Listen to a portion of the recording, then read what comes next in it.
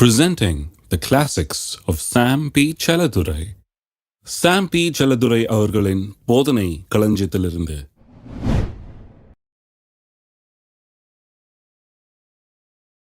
வசனத்தின் மூலமா நம்ம பயன்பெற வேணும் என்று தேவன் விரும்புகிறார். எவ்வளவு பயன்பெறலான்றதை பற்றி சங்கீதக்காரன் ரொம்ப அருமையா டீச் பண்றான் பாருங்க. திருப்பவும் சில வசனங்களை பார்ப்போம். சங்கீதக்காரன் சொல்லுகிறது அதான் பெரிய எக்ஸ்பர்ட் இதில் தியானத்தில். 119 சங்கீதம் 97 வசனத்திலிருந்து வாசிக்கிறேன். 119 சங்கீதம் 97 வசனத்திலிருந்து வாசிக்கிறேன். உமது வேதத்தில் நான் எவ்வளவு பிரியமாக இருக்கிறேன். பாருங்க எப்படி சொல்றான் பாருங்க, எவ்வளவு பிரியமா இருக்கிறேன். நாள் முழுவதும் அது என்னுடைய தியானம். பாருங்க இவன் சொல்றது அப்படியே இவன் பிராக்டிஸ் பண்றான். இரவும் பகலும் அதில் தியானமா இருக்கிற மனுஷன் பாக்கியவான்னு முதல் சங்கீதத்தில் சொன்னான். இது என்னுடைய பிராக்டிஸ். பாருங்க இவன் செய்யறது தான் சொல்றான். நாள் முழுவதும் அது என் தியானம். இதுல என்ன பயன்? நாள் முழுவதும் இதையே தியானிச்சுக்கிட்டு இருக்கிறேன்றான். நாள் முழுவதும் இதை முணுமுணுத்துட்டு இருக்கிறேன். நாள் முழுவதும் இதையே பேசிட்டு இருக்கிறேன், இதையே பாடிட்டு இருக்கிறேன். நான் சொன்னேன் இல்லையா, பாட்டு கூட ஒரு தியானம் தானே. பாடிக்கிட்டே இருக்கேன், இதில் மற்றவங்களுக்கு சொல்லிக்கிட்டே இருக்கிறேன். நாள் முழுவதும் இதை ஆராய்ஞ்சிக்கிட்டே இருக்கிறேன், அலசிக்கிட்டே இருக்கிறேன், நினைச்சுக்கிட்டே இருக்கேன், யோசிச்சுக்கிட்டே இருக்கேன். படுக்கையில் கூட படுத்துக்கிட்டு இதுதான் யோசிச்சுட்டு இருக்கிறேன் அப்படிங்கிறான். நாள் முழுவதும் என் தியானம் அப்படின்னு சொல்லிட்டு அடுத்தது அதனுடைய பயனை சொல்றான் பாருங்க, என்ன அருமையா. நீர் உம்முடைய கற்பனைகளை கொண்டு. 119 சங்கீதம் ரொம்ப அருமையான சங்கீதம். கர்த்தருடைய வார்த்தையை குறித்து நிறைய சொல்லுவீங்க. கடவுளுடைய வார்த்தை, அதில் உள்ள பயன், அதை படிக்கிறது, ஆராயிறது, தியானிக்கிறது குறித்த பயனெல்லாம் தெரிஞ்சுக்கணும்னா 119 சங்கீதத்தை 2-3 தடவை நல்லா படிங்க. ஃபுல்லாக கடவுளுடைய வார்த்தையை பற்றி தான் சங்கீதம். அதில் கற்பனைகள், சாட்சிகள், கட்டளைகள் இப்படியெல்லாம் இருக்கும். அது எல்லாமே வசனத்தை தான் அப்படி சொல்லியிருக்கு. வேற வேற வார்த்தை யூஸ் பண்ணுறாங்க. வார்த்தை தான் வேற ஒழிய அர்த்தம் ஒன்று தான். வசனத்தை தான் கட்டளைகள்ன்றாங்க, சாட்சிகள்ன்றாங்க, இப்படியெல்லாம் கற்பனைகள்லாம் சொல்கிறாங்க. பல விதமான வார்த்தைகளை உபயோகப்படுத்துகிறாங்க. அப்போ சொல்கிறான் பாருங்க, நீர் உம்முடைய கற்பனைகளை, அதாவது வார்த்தையை கொண்டு என்னை என் சத்துருக்களிலும் அதிக ஞானமுள்ளவன் ஆக்குகிறீர். அவைகள் என்றென்றைக்கும் என்னுடனே இருக்கிறது. ஒரு பெனிஃபிட்டை சொல்கிறான் அவன். நாள் முழுதும் இந்த தியானிக்கிறதுனால என்ன ஆகுது? என் சத்துருக்களை காட்டில நான் என்னவா இருக்கிறேன்? அதிக ஞானம் உள்ளவனாக இருக்கிறேன். நிறைய பேர் ஒரே கம்ப்ளைண்ட் பாருங்க, வேலையில் ரொம்ப சத்துருக்கள் பிரதர். மேலதிகாரி ஒரே சத்துரு, கீழே இருக்கிறவன் ஒரு பெரிய சத்துரு, பக்கத்தில் உட்காந்துருக்கவன் ஒரு பெரிய சத்துரு, வீட்டில் சத்துரு, ரோட்டில் சத்துரு, எல்லா இடத்துலையும் சத்துரு நிறைய பேர் இருக்கு. இந்த சத்துருவை எப்படி ஒழிக்கிறதுன்னு இந்த சத்துருங்கள்கிட்ட சண்டை போடுறதுலேயே இருக்கிறாங்க சிலர். எப்பவுமே சண்டை கோழி மாதிரி உம்முன்னு மூஞ்சியை வச்சுக்கிட்டு டென்ஷன் ஆகிக்கிட்டு இந்த சத்துருக்களை டீல் பண்ணுறதுலேயே இருக்கிறாங்க. இந்த உலகம் பொருளாதது பாருங்க. நல்லா இருந்தீங்கன்னா ஒருத்தனுக்கு பிடிக்காது, நீங்கள் நல்லா இல்லைனாலும் அவனுக்கு இலக்காரமாக இருக்கும். அப்படி தான் உலகம். உலகத்தில் வாழ்கிறதுன்றது அது ஒரு பெரிய கொஞ்சம் கஷ்டமான ஒரு காரியம்தான், ஒத்துக்கிறேன் நான். ஆனால் பைபிளை வாசிக்கும் போது உலகத்தில் வாழ்கிறதுன்றது வெற்றிகரமாக வாழ முடியும். பைபிள் அதை கற்றுக் கொடுக்குது. சத்துருக்கள் நிறையா இருக்கிறாங்க. எனக்கு கூட சத்துருக்கள்லாம் இருந்தாங்க. சதியெல்லாம் பண்ணுவாங்க, நிறையா தந்திரமா எல்லாம் பண்ணுவாங்க, என்னென்னமோ பண்ணுவாங்க. என்னென்ன பண்ணணுமோ எழுதி, எங்கெங்கெல்லாம் எழுதி போடணும், என்னென்ன பண்ணணும் எல்லாம் தெரியும் அவங்களுக்கு. அட்ரஸ் எல்லாம் கரெக்டாக உட்காந்து டைப் அடித்து கரெக்டாக எழுதி எல்லாம் பண்ணுவாங்க பாருங்க. பொய்யா எழுதி எங்கேயாவது போய் கம்ப்ளைண்ட் பண்ணுறது, என்னத்தையாவது பண்ணுறது, என்னத்தையாவது ஒன்று சொல்லி என்னத்தையாவது மாட்டி விடுவோம், வேடிக்கை பார்ப்போம் அப்படிங்கிற ஒரு இது அவங்களுக்கு ஒரு ஆசை, அற்ப ஆசை பாருங்க. ஏதாவது ஒரு பிரச்சனையில் சிக்க மாட்டாரா, எதையாவது ஒன்றில் மாட்டிக்கிட்டு ஒழிஞ்சு போக மாட்டாரா அப்படிங்கிற ஒரு. உங்களை பற்றி அப்படிலாம் சத்துருக்கள்லாம் இருப்பாங்க. உங்கள் வேலைகள்லையும் அதுலேயும் இருக்கிறாங்க இல்லையா, சத்துருக்கள் இருக்கிறாங்க. ஆனால் நம்முடைய வாழ்க்கையில் இவர்களெல்லாம் ஒரு பெரிய சத்துரு மாதிரி எண்ணி இவங்களுக்கு எதிராக போராடக்கூடாது. மாம்ச பலத்தினால் இதை செய்யக்கூடாது. இது மாம்ச பலத்தினால ஜெயிக்கிற ஒரு போராட்டம் கிடையாது. இந்த சத்துருக்கள் எல்லாம் பாருங்க, தியானத்தினாலேயே ஜெயிச்சிடலாம். தியானம் பண்ண ஆரம்பிச்சிங்கன்னா, கடவுளுடைய வார்த்தையை தியானம் பண்ண ஆரம்பிச்சிங்கன்னா, நீங்க வார்த்தையை தியானம் பண்ணும்போது உங்களுடைய சத்துருக்கள் எல்லாம் முறியடிக்கப்படுவார்கள். அதான் கர்த்தர் யோசுவாவுக்கு சொல்றாரு, பெரிய செவுரு, ரதங்கள், ராணுவம், ராஜா எல்லாம் இருக்கிறாங்க எரிகோல, ஆனா நீ தியானம் பண்ணுன்றாரு. இரவும் பகலும் இதை தியானம் பண்ண கவனமாயிரு, அப்பொழுது நீ வெற்றி அடைவாய். அவர் அதை பற்றி ஒண்ணுமே சொல்லிய, பெரிய செவரை பற்றி ஒன்றும் சொல்ல, அங்க இருக்கிற ராட்சதனை பற்றி ஒன்றும் சொல்ல, ஒன்றும் சொல்ல, அதை பற்றி ஒன்றும் கவலை இல்லை. ஏன்னா வெற்றி உன்னுடையது. தியானம் பண்ணால் வெற்றி உன்னுடையது. தியானம் பண்ணுகிறவனுடையது வெற்றி.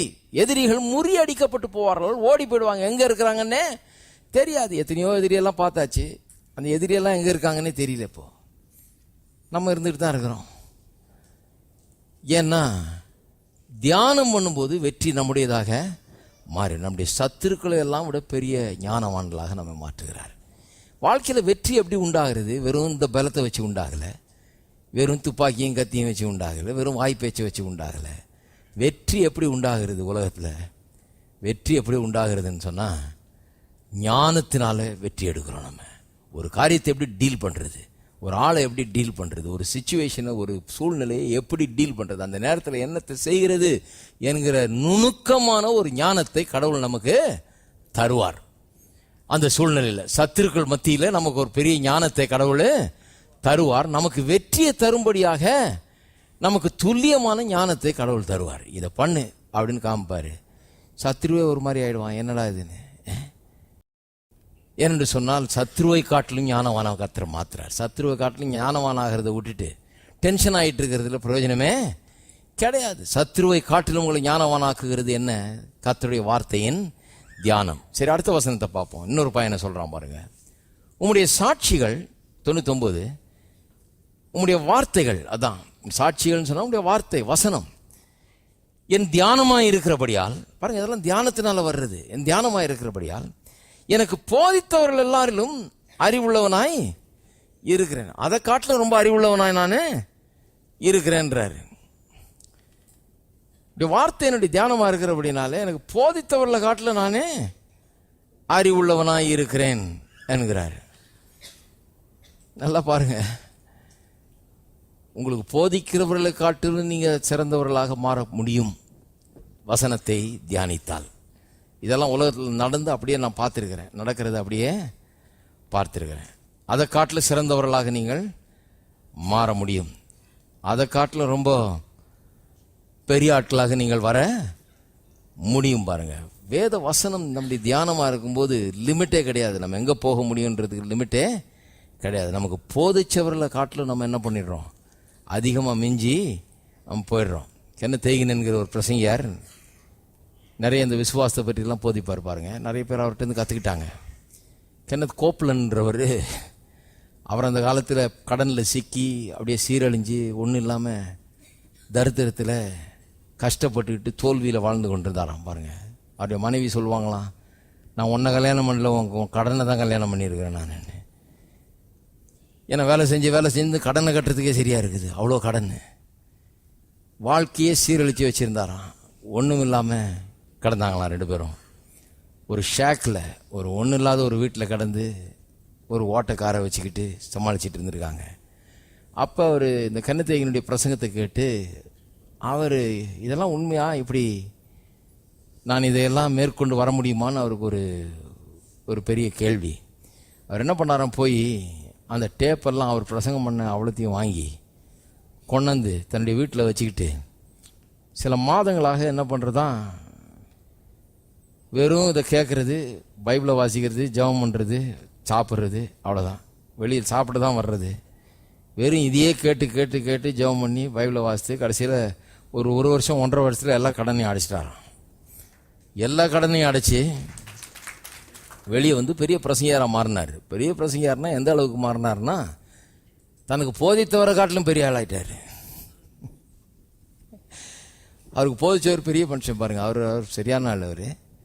ஆனால் இவர் வந்து பெரிய பெரிய ஸ்டேடியத்தில் போய் மீட்டிங் வைக்க ஆரம்பித்தார். இவருடைய போதனையை கேட்கறதுக்கு 20,000-30,000 பேர் வருவாங்க, சும்மா டீச்சிங் கேட்கறதுக்கு. அந்த மாதிரி அளவுக்கு போதிக்க ஆரம்பிச்சிட்டாரு. அவருக்கு போதிச்சவருக்கு அந்த மாதிரி அவ்வளோ பெரிய கூட்டம் வந்தது கிடையாது. அவர்கிட்ட படித்த ஆள் அந்த பெரிய ஆளாக மாறினார். ஏன்னா அவர் சொன்னதை எடுத்து உடலை, அந்த வார்த்தையினுடைய பயனை முழுவதுமாக தன்னுடையதாக்கி கொண்டார், பயன் பெற்றார். நிறைய பேர் கேட்டிருக்கலாம், எல்லாரும் பயனடைகிறது இல்லை பாருங்க. எல்லாம் கேட்டவங்கலாம் பயனடைகிறது இல்லை. பயனடைந்த ஆளை பார்த்தீங்கன்னா கண்டிப்பாக அந்த கேட்ட வார்த்தைகளை எடுத்து அதை தங்களுடைய தியானமாக்கி அதை எப்படி தங்களுடையது ஆக்கி கொள்ளணுமோ அப்படி ஆக்கி கொண்டார்கள். அதனால தான் அவர்கள் அப்படி ஆகிறார்கள். இது ரொம்ப பெரிய உண்மை பாருங்க. எனக்கு போதித்தவர்கள் எல்லாரிலும் நான் அறிவுள்ளவனாய் இருக்கிறேன்றான். அவன் இருக்கிற விதத்தை சொல்கிறான் பாருங்க, இருக்க போகிறத சொல்லலை. ஏற்கனவே அப்படி ஆயிட்டான். தாவீது ஒரு வாலிபனாக அவன் கர்த்தரிடத்தில் வருகிறான், கர்த்தருக்காக ஜீவிக்கிறான். ஆனால் தனக்கு போதித்தவர்களை காட்டிலும் அறிவுள்ளவனாக மாறுறான். ஏன்னா இவனுக்கு இந்த தியானம் ஒரு பெரிய ஒரு ஃபேக்டர் அவனுடைய வாழ்க்கையில். வசனத்தை தியானிக்கிற இந்த தியானம் அவனை ரொம்ப மேலே தூக்கி கொண்டு போகிறது. அடுத்த வசனம் இன்னொரு பையன் சொல்கிறான் பாருங்க, உம்முடைய கட்டளைகளை, அதாவது உம்முடைய வார்த்தைகளை, அதை தான் கட்டளைன்றான், உம்முடைய வசனங்களை நான் கை கொண்டிருக்கிறபடியால் முதியோர்களை பார்க்கலும் ஞானம் உள்ளவனாய் இருக்கிறேன். இதெல்லாம் சொல்ல ரொம்ப தைரியம் வேணும். வயசானவங்களை காட்டிலும் ரொம்ப ஞானம் உள்ளவர்களாக இருக்கிறேன்றான் பாருங்க. சொல்கிறான் ரொம்ப வயசானாதான் ஞானம் வரும், நரமுடிக்கு தான் ஞானம் இருக்குன்னு நிறைய பேர் நினச்சிட்டு இருக்கிறாங்க. இருக்கணும் சாதாரணமாக. ஒரு விதத்தில் அது உண்மைதான், ஆனால் எல்லா நேரத்திலும் அது உண்மைன்னு சொல்ல முடியாது. ஆனால் இவன் சொல்கிறான் முதியோர்களை காட்டிலும், முதியோர்கள் அனுபவம் நிறைய இருக்குது, அவங்களுக்கு நிறைய பார்த்துருக்குறாங்க, நிறைய அனுபவிச்சிருக்கிறாங்க. அதனால் பொதுவாக ஞானம் அவங்களுக்கு அதிகமாக தான் இருக்குது. ஆனால் அவர்களை காட்டிலும் ஞானம் உள்ளவனாக இருக்கிறேன்னு தைரியமாக சொல்கிறான் பாருங்க. அப்படி ஆயிட்டேன் நான் அப்படின்றான். எப்படி அப்படி ஆனேன்னா, இவருடைய வார்த்தைகளை நான் கை கொண்டிருக்கிறபடினால். கை கொள்றதுன்னா பாருங்க, கேட்கிறவர்களாய் மாத்திரம் இராமல் செய்கிறவர்களாயும் இருங்கள்னு சொல்லியிருக்குது வசனத்தை. இந்த கேட்கிறதுக்கும் செய்கிறதுக்கும் நடுவில் வர்றது தான் தியானம். தியானத்தினுடைய அல்டிமேட் பர்பஸ் என்ன, தியானத்தினுடைய நோக்கம் என்னன்னா செய்ய வைக்கிறது, கடவுளுடைய வார்த்தையின்படி செய்ய வைக்கிறது. யோசுவா 1:8 எப்படி சொல்லப்பட்டிருக்கிறது, இந்த புஸ்தகமும் வாயை விட்டு, அதான் தியானம். இதில் சொல்லப்பட்டிருக்கிறபடி எல்லாம் செய்ய கவனமாயிருக்கும்படி இதில் இரவும் பகலும் தியானமாய் இருப்பாயாக. எதுக்கு தியானமாய் இருப்பாயாக? இதில் சொல்லப்பட்டிருக்கிறதெல்லாம் செய்யும்படி. அப்ப சொல்றத செய்யறது தான் தியானத்தினுடைய நோக்கம். அப்ப தியானம் எங்க கொண்டு போய் விடுதுங்களே? சொல்லி இருக்கிற காரியங்களை, வேதம் சொல்லுகிற காரியங்களை செய்கிறவர்களாக ஆக்குகிறது. சொல்றதை செய்யும் போது வெற்றி உண்டாகிறது. அவன் சொல்லுகிறான், கட்டளையில நான் கை கொண்டிருக்கிறபடியால் முதியோர்களை பார்க்கலும் ஞானம் உள்ளவனாய் இருக்கிறேன். பாருங்க, நிறைய வாலிபர்களுக்கு என்னன்னா, நான் வாலிபன், அதனால எனக்கு ஒன்றும் தெரியாது. ஏன்னா மற்றவங்களும் சொல்லிடுறாங்க, உனக்கு ஒன்றும் தெரியாது, உனக்கு அறிவு இல்லை, உனக்கு என்ன தெரியும் அப்படிங்கிறாங்க. சில நேரத்தில் அது உண்மைதான். சில வாலிபர்களுக்கு ஒன்றும் அறிவே இல்லாமல் தான் இருக்குது சில நேரத்தில். ஆனால் அப்படி இருக்க வேண்டிய அவசியம் கிடையாது. அறிவுள்ளவர்களாக நம்மை மாற்றிக்கொள்ளலாம், ஞானம் உள்ளவர்களாக நம்மை மாற்றிக்கொள்ளலாம். யங்கா இருக்கிறதுனால அறிவில்லாமலே கிடக்கணும்னு இப்போ யாரும் சொல்லி இல்லை. யங்கா இருக்கிறதுனால, வாலிபமாக இருக்கிறதுனால ஞானம் இல்லாமலே வாழ்ந்துகிட்டு இருக்கணும். ஏன்னா நான் இப்போ தானே, எனக்கு 20 வயசு ஆகுதுங்க, எனக்கு ஒன்றும் பெரிய ஞானம் ஒன்றும் கிடையாது அப்படின்னு சொல்ல வேண்டிய அவசியம் கிடையாது. ஞானம் உள்ளவனாக மாறலாம். எப்படி ஞானம் உள்ளவனாக மாறலாம்? கர்த்தருடைய வார்த்தையை தியானிக்கிறபடியால் ஞானம் உள்ளவனாக மாறலாம். ஏன்னா வாழ்க்கையில் வெற்றிங்கிறது பாருங்க, வயசான பிறகு ஞானம் வந்த பிறகு வர்றதில்ல, இளம் வயசுலேயே வர முடியும். பாருங்க, எல்லாம் பல்லெல்லாம் போய் முடியெல்லாம் நரைச்சி காலெல்லாம் தள்ளாடின பிறகு ப்ராஸ்பரிட்டியும் சக்ஸஸும் வந்து என்ன பிறகு மெல்ல கூட முடியாது. கறியை பார்க்கலாம், அவ்வளோதான், சாப்பிட முடியாது. தரிசிக்கலாம், சாப்பாடை சும்மா பார்க்கலாம், மொழி சாப்பிட முடியாது. வெற்றி எப்போ வரணும்? வாலிப வயதிலேயே ஆரம்பிக்கணும். வெற்றி வாலிப வயதில் வர முடியும். அதனால் வாலிபர்களுக்கு சொல்லுகிறேன், வயசானாதான் எல்லாம் நடக்கும்னு நினச்சிட்டு இருக்காதீங்க. சின்ன வயசுலேயே கர்த்தரை எண்ணுங்கள், கர்த்தரை உங்களுடைய தியானமாக்குங்கள், கர்த்தருடைய வார்த்தையை தியானமாக்குங்கள். பிரசங்கி 12:1 சொல்லுகிறது, வாலிபனே உன் வாலிப நாட்கள் உன் சிருஷ்டிகரை நினை. அதுக்கப்புறம் வர்ற வசனம்லாம் அப்படியே சொல்லுது, பல்லு ஆடி கண்ணு மங்கி காலு தள்ளாடி போகிற வரைக்கும் காத்திருக்காதுன்னு சொல்லியிருக்குது. இன்னும் எவ்வளோ கிளியராக சொல்ல முடியும்? சொல்லியிருக்கு, வாலிப நாட்களில் சிருஷ்டிகரை நினை. ஏன் வாலிப நாட்களில் நினை? ஏன்னா வாலிப நாள்லேயே வெற்றி அடையலாம், வாலிப நாட்கள்லேயே நல்லா அறிவுள்ளவனாக இருக்கலாம், வாலிப நாட்கள்லேயே நல்லா ஞானம் உள்ளவனாக இருக்கலாம், வாலிப நாட்கள்லேயே எதை படிக்கணும், எங்கே போகணும், என்ன வேலை செய்யணும், என்ன எப்படி கல்யாணம் பண்ணணும் எல்லாம் தெரிஞ்சுக்கலாம். வாலிப நாட்கள்லேயே பெரிய வெற்றி உள்ளவனாக நீங்கள் வாழ முடியும். எத்தனை பேர் நம்புறீங்க? நிறைய வாலிபர்கள் இருக்கீங்க. நான் சொல்லுகிறேன், வாலிப நாட்களில் உன் சிருஷ்டிகிறேன் என்ன. ஏன்னா இப்போவே நினச்சாதான், இன்னும் போக போக போக நல்ல டைம் இருக்குது பாருங்க, பெரிய நீண்ட வாழ்க்கை இருக்குது. இருக்கீங்களா? உலகத்தில் என்ன சொல்கிறாங்க, வயசான பிறகு கோயில் பக்கத்தில் வீடு பார்த்துக்கிட்டு பொடி நடையாக போயிட்டு வந்துக்கிட்டு அப்புறம் எல்லாம் முடிஞ்ச பிறகு அப்படியே கோயிலுக்கு போய் அப்படியே போயிடலாம் அப்படின்னு யோசிக்கிறாங்க. அது உலக தத்துவம். அது வயசான பிறகு கோயிலுக்கு பக்கத்தில் போயிருந்துக்கணும்னு. வயசான பிறகு கோயிலுக்கு போய் பிரயோஜனம் இல்லை. வாலிபனாக இருக்கும்போது நல்ல கோயில் எங்கே இருக்குது, நல்ல வார்த்தைகள் எங்கே பிரசங்கிக்கிறாங்க, நல்ல எங்கே போதிக்கிறாங்க, என்னை எண்ணங்களை உயர்த்துகிற சபை எது, அங்கே நான் போகணுமே, நான் அதை கேட்கணுமேங்கிற ஒரு எண்ணத்தோடு போங்க. ஏனென்று சொன்னால் அப்படி போனாதான் நாளைக்கு உங்களுடைய எதிர்காலம் ஒளிமயமானதாக அற்புதமானதாக இருக்கும். வாலிபனா இருக்கும் போதே முதியோர்களோட ஞானம் உள்ளவர்களா இருக்கலாம், வெற்றி உள்ளவர்களா இருக்கலாம். அதில் பொய்யெல்லாம் நம்பாதீங்க. வயசானாதான் ஞானம் வரும்ன்றத. வயசானா வரலாம், ஆனா வயசான வரைக்கும் காத்திருக்க வேண்டியதில்லை, இப்பவே வந்துடும். கடவுளுடைய வார்த்தையை தியானம் பண்ணா கடவுள் ஞானத்தை நமக்கு தருகிறார். ஞானம் கத்தர் தர்றது பாருங்க. 10 வயசுல கூட ஞானத்தை கத்தர் தருவார். இயேசு 12 வயசா இருக்கும்போது அவ்வளவு ஞானம் உள்ளவரா பேசுறாரு. எல்லாம் ஆச்சரியப்பட்டு போறாங்க, என்ன இவ்வளவு பேசுறாரு இவருன்னு சொல்லி.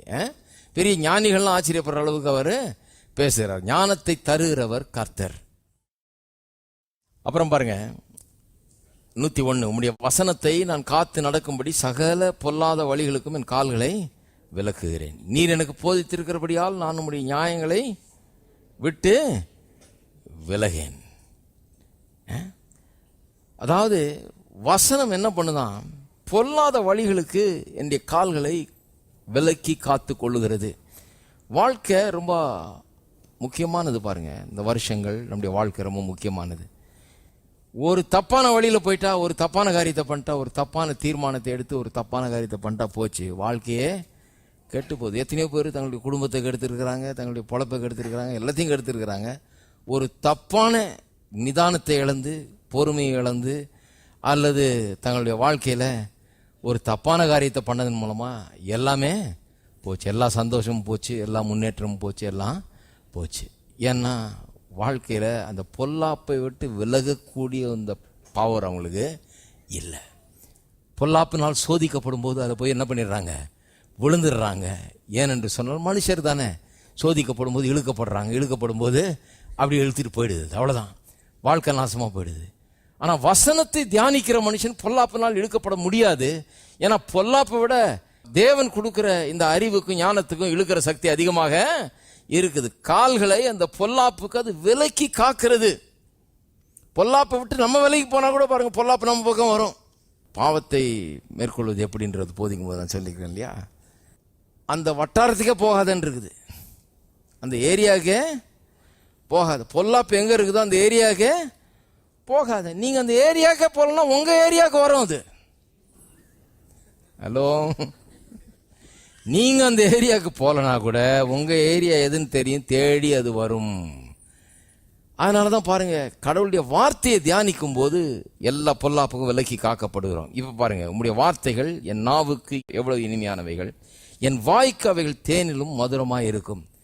நாவு வாய் இதுக்குதான் வார்த்தைகள் அருமையா இருக்குதுன்றான். அப்ப நாவிலே வாயிலே கர்த்தருடைய வார்த்தையை வச்சு பேசுறத பற்றி, முணுமுணுக்கிறத பற்றி, தியானிக்கிறத பற்றி தான் சொல்லிக் கொண்டிருக்கிறான். அது எவ்வளவு இனிமையாய் இருக்கிறது, எவ்வளவு மதுரமாய் இருக்கிறது என்கிறான். இந்த நாவில இருக்கிற கர்த்தருடைய வார்த்தை எவ்வளவு நல்லா இருக்குன்றது, அந்த ருசி வர்ற வரைக்கும் வாழ்க்கையில வெற்றி வர முடியாது.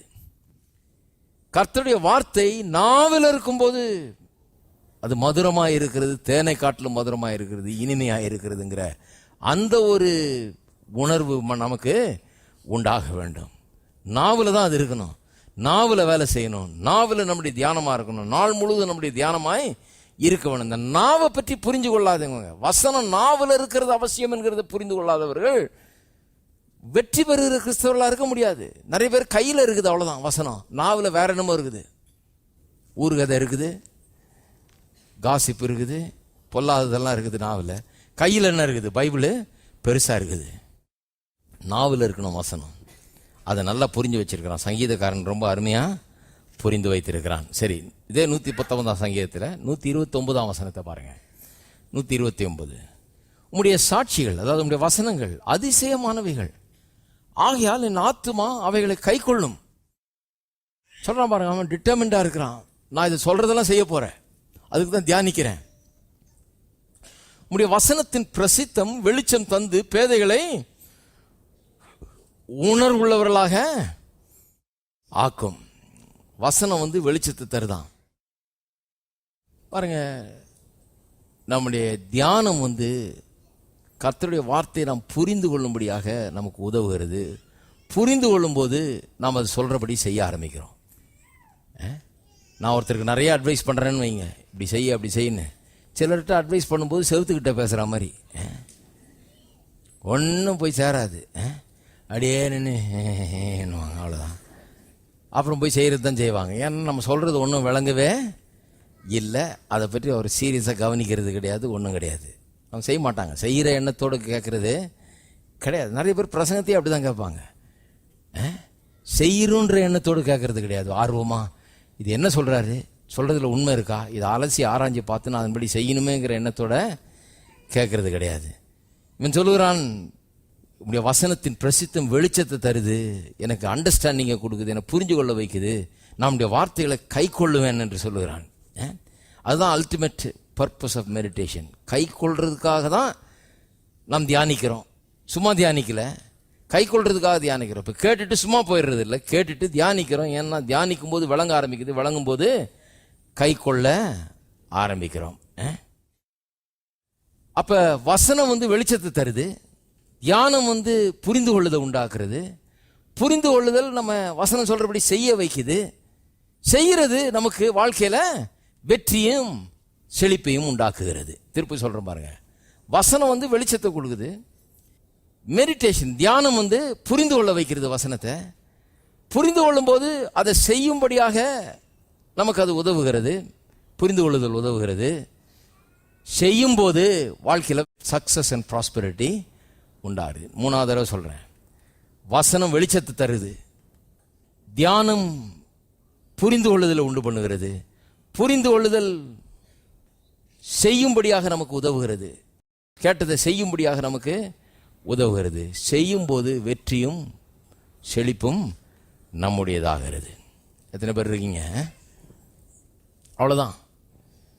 இதைத்தான் சங்கீதக்காரன் சொல்லுகிறான். இதை நல்லா புரிஞ்சு வச்சிருக்கிறான் பாருங்க. நம்முடைய தியானம் நிச்சயமா ரிசல்ட்டை கொண்டு வரும்ன்றான். இந்த மாதிரி ரிசல்ட்டை பார்க்கலாம். சத்துருக்களை காட்டிலும் ஞானமாக்குறது, நமக்கு போதித்தவர்களை காட்டிலும் நம்ம ஞானம் உள்ளவர்களா மாறுறோம். எத்தனையோ இடங்களில் பாருங்க, சிலர் எங்கேயோ படிச்சிருப்பாங்க, யார்கிட்டயோ படிச்சிருப்பாங்க பைபிளெல்லாம், கடைசியில் பார்த்தீங்கன்னா அவங்களோட பெரிய ஆளாயிடுவாங்க. அப்படிலாம் இருக்குது. அப்போ போதித்தவர்களை காட்டிலும் அறிவுள்ளவர்களாக்குது, முதியோர்களை பார்க்கல ஞானம் உள்ளவர்களாக்குது. இப்படியெல்லாம் ரிசல்ட் பிளைனா எல்லாருக்கும் விளங்கும்படியாக வருகிறது. யோசுவா 1:8 அப்படிதான் சொல்லப்பட்டிருக்குது. அப்பொழுது நீ உன் வழியை வாய்க்க பண்ணுவாய், புத்திமானாயும் நடந்து கொள்ளுவாய். அப்ப பாருங்க, வழியை வாய்க்க பண்றது, சக்சஸ் உண்டாகிறதுங்கிறது கர்த்தர் நம்மகிட்ட விட்டுருக்காரு ஒழிய அவர் கையில வச்சில்ல. கர்த்தர் எனக்கு பண்ணலன்னு யாரும் சொல்ல முடியாது. கர்த்தர் என்ன சொல்றாரு, எல்லாத்தையும் வசனத்துல வச்சுட்டேன், வசனத்தை எடு, தியானி, அதை தியானிக்கும் போது வெற்றி உனக்கு உண்டாகுன்றார். உங்க கையில இருக்கிற இந்த புஸ்தகத்துக்குள்ள அவ்வளவு வச்சிருக்கிறாரு கர்த்தர். அதை தெரியாம எல்லாம் இப்படி வச்சுக்கிட்டு இருக்கிறாங்க. அதை அதுக்குள்ள என்ன இருக்குதுன்னு ஒன்றும் புரிய மாட்டேங்குது பாருங்க. அதுக்குள்ள என்ன இருக்குது? அதுக்குள்ள வெற்றியும் செழிப்பும் இருக்கிறது. என்னுடைய வெற்றி செழிப்பு இதுல இருக்கிறது. ஆகவே இதை நான் எப்படி வைக்கணுமோ அப்படி வைக்கணும், எப்படி படிக்கணுமோ அப்படி படிக்கணும், எப்படி கவனம் செலுத்தணுமோ அதில் அப்படி கவனம் செலுத்தணும், அது எப்படி ஆராயணுமோ அப்படி ஆராயணும், இதை எப்படி கவனிக்கணுமோ அதை அப்படி நான் கவனிக்க வேண்டியதா இருக்குது. ஏன்னா கர்த்தர் என்னுடைய வெற்றி எங்க வச்சிட்டாரு? இதுல வச்சிருக்காரு. இதுல இருந்து தான் நான் வெற்றி எடுக்க வேண்டும். என் வெற்றிக்காக நான் அங்கெங்க அலைய வேண்டியதில்லை, இங்க இருந்து தான் எடுக்க வேணும். எரிகோ பட்டணத்தை எடுக்க போறான், அவனை போய் அங்கேயும் இங்கேயும் அலைஞ்சு சப்போர்ட்டுக்கு ஆள் தேட சொல்லல. அவர் சொல்றாரு, இங்க போ, இந்த புஸ்தகம் உன் வாயை விட்டு பிரியாது, இதில் சொல்லப்பட்டிருக்கலாம் செய்யும்படி கவனமாய் இருக்கும்படி இரவும் பகலும் தியானமாயிரு. அப்போ எரிகோ என்ன எல்லாத்தையுமே கானான் தேசத்தையே நீ சொந்தமாக்கி கொள்ளலாம் என்கிறார். இருக்கீங்களா?